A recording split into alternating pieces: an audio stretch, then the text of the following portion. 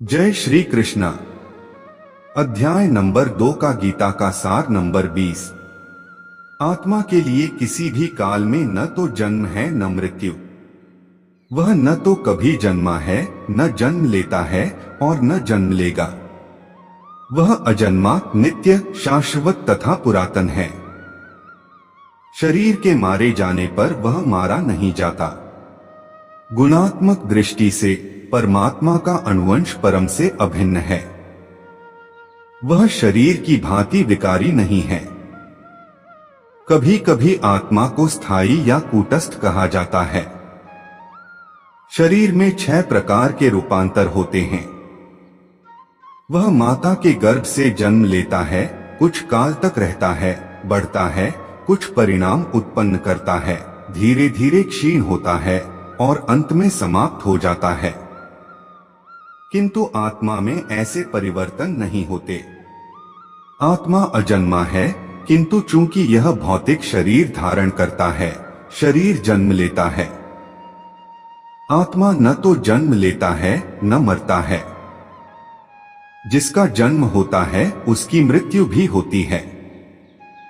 और चूंकि आत्मा जन्म नहीं लेता, अतः उसका न तो भूत है, न वर्तमान, न भविष्य। वह नित्य, शाश्वत तथा सनातन है, अर्थात उसके जन्म लेने का कोई इतिहास नहीं है। जैन शरीर के प्रभाव में आकर आत्मा के जन्म, मरण आदि का इतिहास खोजते हैं। आत्मा शरीर की तरह कभी भी वृद्ध नहीं होता।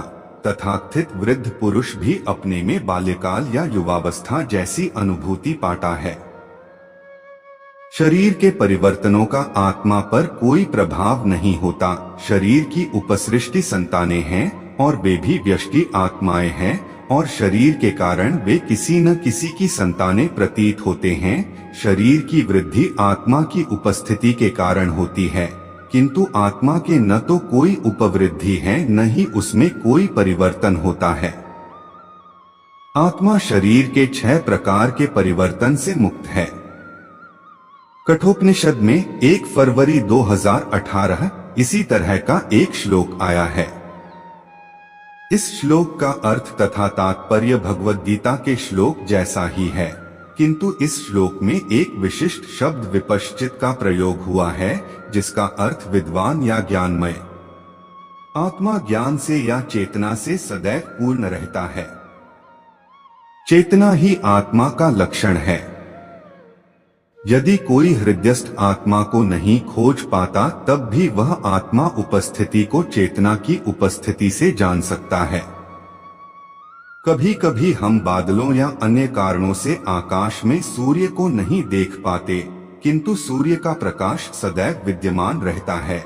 अतः हमें विश्वास हो जाता है कि यह दिन का समय है। प्रातःकाल ज्यों ही आकाश में थोड़ा सा सूर्य प्रकाश दिखता है, तो हम समझ जाते हैं कि सूर्य आकाश में है। इसी प्रकार चूंकि शरीरों में, चाहे पशु के हों या पुरुषों के, कुछ न कुछ चेतना रहती है, अतः हम आत्मा की उपस्थिति को जान लेते हैं। किंतु जीव की यह चेतना परमेश्वर की चेतना से भिन्न है, क्योंकि परम चेतना तो सर्वज्ञ है, भूत, वर्तमान तथा भविष्य के ज्ञान से पूर्ण। व्यष्टि जीव की चेतना विस्मरणशील है। जब वह अपने वास्तविक स्वरूप को भूल जाता है, तो उसे कृष्ण के उपदेशों से शिक्षा तथा प्रकाश और बोध प्राप्त होता है। किंतु कृष्ण विस्मरणशील जीव नहीं हैं। यदि वे ऐसे होते तो उनके द्वारा दिए गए भगवद गीता के उपदेश व्यर्थ होते। आत्मा के 2 प्रकार है, एक तो अनुआत्मा और दूसरा विभुआत्मा। कठोपनिषद में 1 फरवरी 1920 इसकी पुष्टि इस प्रकार हुई है।